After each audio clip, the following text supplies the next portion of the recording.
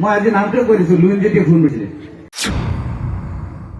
মোক কেইবাজনো মানে ছাত্ৰ সন্থাৰ ল'ৰাই মোক তাত প্ৰগ্ৰাম কৰিবলৈ মাতিছে, কিন্তু মোক লুইন যেতিয়া মতা নাই।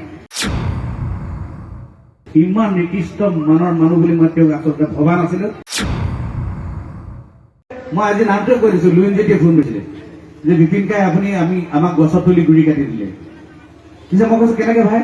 এতিয়া কৈছে আপুনি এইটো কা আন্দোলন কৰিছিলে, এতিয়া আপুনি গছত তুলি গুৰি কটাৰ নিচিনা হৈছে, আপুনি আমাৰ ৰাইজৰ দলক আমাৰ জাতীয় দলক কিয় সহায় নকৰে?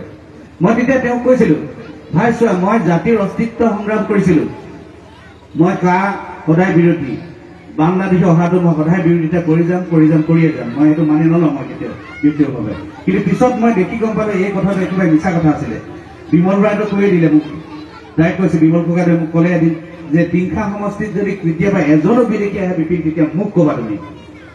সেই কথাটো এটা ডাঙৰ কথা, তাৰ কাৰণে এটা বিমল দাদাৰ কাৰণে এটা জোৰদাৰ হাত তালিয়ে লাগে আপোনালোকৰ ওচৰত। কৈছে এটা বিদেশী নাহে। আৰু সেই লুইনজ্যোতিক মই ক'লো, চোৱা, মই জাতিৰ অস্তিত্ব ৰক্ষাৰ কাৰণে মই আন্দোলন কৰিছিলো, কা আন্দোলন কৰিছিলো, কিন্তু মই গাদীৰ আশাত নহয়, তোমালোকৰ নিচিনা মই গাদীৰ আশাত নহয়। তেতিয়া মনতে খুব হয়তো সি অলপমান বেয়া পাইছিলে। বেয়া পোৱাৰ পিছত মোক খুব এটা বেয়া পালেহি। বেয়া পোৱাৰ পিছত মানে সদৌ অসম ছাত্ৰ সন্থাৰ অধিৱেশন হ'ল দুলীয়াজানত।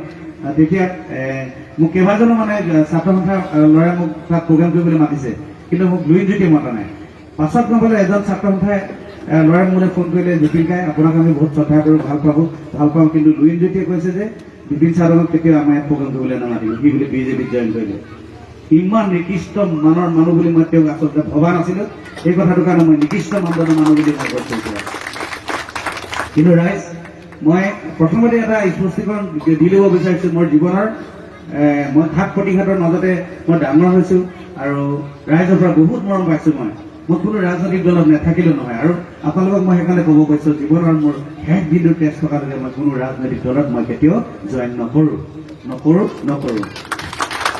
আৰু সদায় মই কিন্তু ৰাইজৰ লগত থাকিম, ৰাইজৰ সুখৰ সময়ত মই সদায় থাকিবলৈ চেষ্টা কৰিম। আজি ৰাইজৰ সুখ হৈছে, পাণধৰাবাসী ৰাইজৰ বা টিংখাং সমষ্টিৰ ৰাইজৰ সুখ হৈছে, আনন্দৰ দিন হৈছে। আমি ইমান দিনে মাটি পট্টা পোৱা নাছিলো, সেই মাটি পট্টাবিলাক এবাৰ বিমল বৰাদেৱে দিবলৈ লৈছে বা এইখন চৰকাৰে দিবলৈ লৈছে। সেইকাৰণে আমি পাণধৰাবাসীৰ ৰাইজৰ আনন্দত আমিও আনন্দিত হৈছো। সেইকাৰণে আপোনালোকৰ মাজলৈ ঢপলি আহিছো, আপোনালোকে ভুল নুবুজিব। যি কি নহওক, সকলোকে পুনৰ স্নেহ শ্ৰদ্ধা জনাইছো, মৰম জনাইছো। আৰু এটা কথা ক'বই লাগিব ৰাইজ, যেতিয়াৰ পৰা আমাৰ বিমল বৰা আমাৰ এই টিংখাং সমষ্টিৰ বিধায়ক হৈছে, তেতিয়াৰ পৰা আমাৰ টিংখাং সমষ্টিলৈ আচলতে বহুত আনন্দৰ কঢ়িয়াই আনিছে।